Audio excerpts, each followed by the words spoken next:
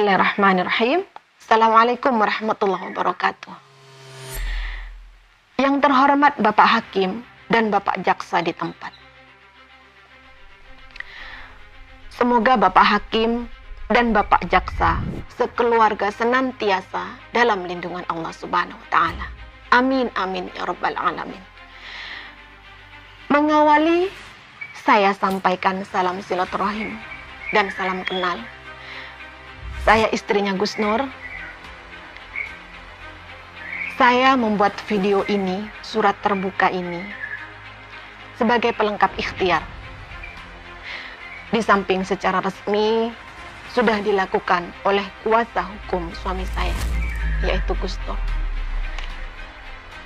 Mohon maaf dan maafkan kami kalau video ini ada yang salah. Karena berbagai alasan, sehingga saya tidak bisa hadir secara langsung menghadap baik kepada Bapak Hakim maupun Bapak Jaksa. Bapak Hakim dan Bapak Jaksa yang dimuliakan Allah, secara singkat ada 3 poin yang ingin saya sampaikan. Yang pertama, suami saya, Gus Nur, adalah warga negara yang baik, taat hukum, disiplin waktu. Jadi pengalaman sidang waktu di Palu dan Surabaya, jika jam sidangnya misalkan jam 9, itu Abi pasti sudah berada di pengadilan jam 8, paling lambat setengah 9. Sangat disiplin sekali dengan waktu. Gus Nur juga sangat dibutuhkan banyak umat atau rakyat, termasuk juga santri-santri di pesantren kami. Gus Nur punya pesantren tahfidz Quran di Palu dengan santri kurang lebih 200, dan santri semuanya digratiskan. Biaya hidup dan ngaji para pengajarnya total dibiayai oleh Gus Nur secara pribadi. Gus Nur juga sedang menjalankan program bangun 1000 masjid dan rumah fakir miskin di seluruh Indonesia yang terdampak bencana alam. Dan saat ini sudah sekitar 89 masjid, madrasah dan rumah fakir miskin, baik itu dibangun total maupun direnovasi. Intinya Gus Nur bukan koruptor, bukan kriminal. Kehadirannya sangat dibutuhkan banyak umat, rakyat, dan lebih khusus para santri-santri. Kemudian yang kedua, Bapak Hakim dan Bapak Jaksa. Kasus atau pasal yang dikenakan kepada suami saya ini sudah disidangkan, bahkan sudah divonis, yaitu di Palu dan di Surabaya.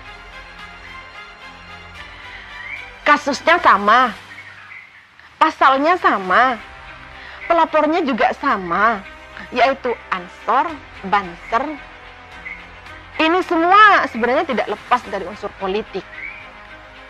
Karena memang suami saya dikenal sangat kritis dalam menyuarakan kebenaran. Sehingga sangat terasa sekali kalau dipaksakan untuk ditangkap, dicarikan pasal-pasal. Tapi itu semua tidak menjadi masalah. Insya Allah, Gus Nur, suami saya, sudah ridho, sudah ikhlas menjalani takdir ini. Dan kami yakin, kami tidak bersalah.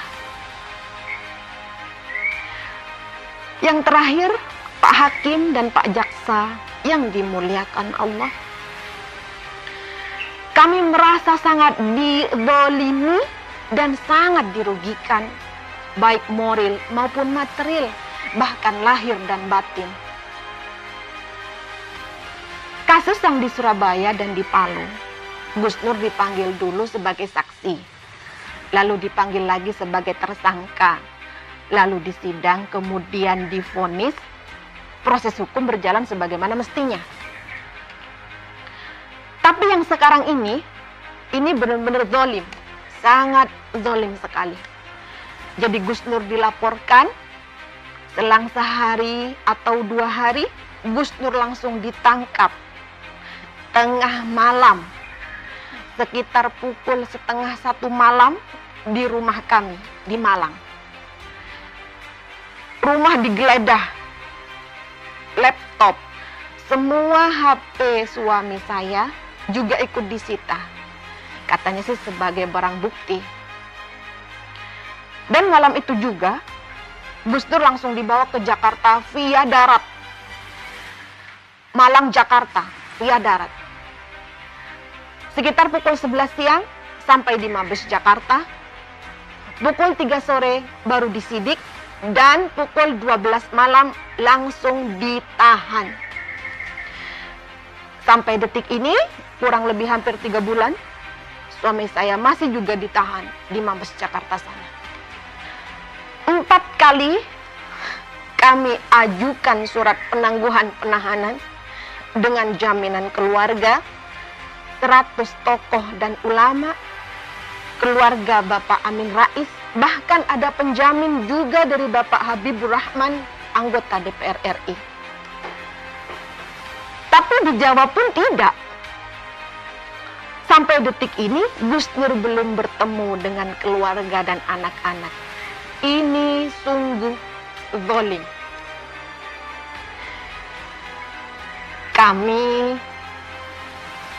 keluarga atau Gus Nur, minta ditangguhkan penahanannya hanya semata-mata supaya Gus Nur bisa menata belanja, ekonomi, nasib santri-santri di pesantren, dan tanggung jawabnya Gus Nur yang lainnya.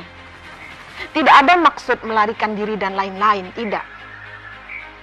Karena Gus Nur bukanlah seorang pengecut. Jadi Bapak Hakim dan Bapak Jaksa yang dimuliakan Allah, maka kabulkanlah penangguhan penahanan Gus Nur atau suami saya. Terlalu banyak dan besar tanggung jawab Gus Nur. Apalagi kalau nantinya jadi sidang, tentu hal itu sangat membutuhkan banyak sekali akomodasi dan lain-lain. Kasihan para santri, kasihan umat, kasihan rakyat yang masih menunggu bantuan Gus Nur. Jadi untuk semua kegiatannya Abi, kegiatannya Gus Nur, bisa Bapak Hakim dan Bapak Jaksa lihat di channel YouTube resmi kami yang sekarang juga sudah disita. Nama channelnya Munjat Channel. Jadi demikian Bapak Hakim dan Bapak Jaksa, yang semoga Bapak Hakim dan Bapak Jaksa diampuni Allah Subhanahu wa Ta'ala. Sebagai penutup, sebenarnya Gus Nur ini juga sering difitnah, bahkan dihancurkan nama baiknya.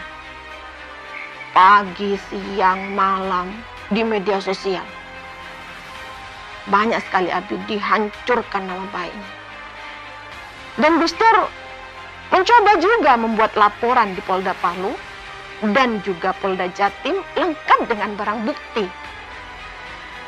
Tapi sampai saat ini hampir 2 tahun yang di Palu dan sudah 1 tahun yang di Polda Jatim, sampai detik ini tidak diproses atau slow respon. Dan sebenarnya kalau mau objektif, ya, di samping juga Gus Nur selalu difitnah, Gus Nur juga sering dirugikan secara nyata dan langsung, real. Misalnya, ya, 2 kali beli tanah untuk membangun pesantren, sudah di DP, bahkan ada yang sudah dibayar lunas. Biaya dan waktu sudah banyak dikeluarkan untuk membangun pesantren itu. Tiba-tiba dipersekusi, direcokin, diganggu, sehingga batal pembangunan pesantrennya. Baik yang di Turen Malang dan yang di Besuki. Silakan lihat di Munjat Channel. Tapi Gus Nur tidak membuat laporan polisi, padahal sudah jelas dampak kerugiannya. Abi tidak membuat laporan itu. Jadi sudah sangat jelas sebenarnya banyak ketimpangan di sini yang terjadi. Dan benar-benar tidak adil dengan apa yang diperlakukan kepada suami saya, Gus Nur. Gus Nur dilaporkan, ya, langsung diproses, langsung ditangkap, langsung status tersangka, dan langsung ditahan. Astagfirullah. Astagfirullahaladzim. Jadi mungkin demikianlah Bapak Hakim dan Bapak Jaksa, suara hati kami, suara hati sebagai keluarga, sebagai istri, sebagai bentuk dalam mencari keadilan. Semoga Bapak Hakim dan Bapak Jaksa bisa memberikan keadilan seadil-adilnya kepada kami. Amin, amin, amin ya Rabbal Alamin.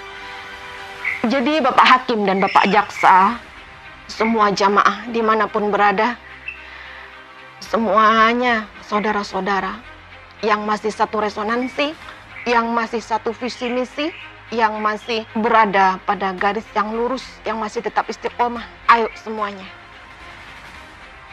Mari bersama kita tegakkan hukum dan kita jaga kesatuan negara ini.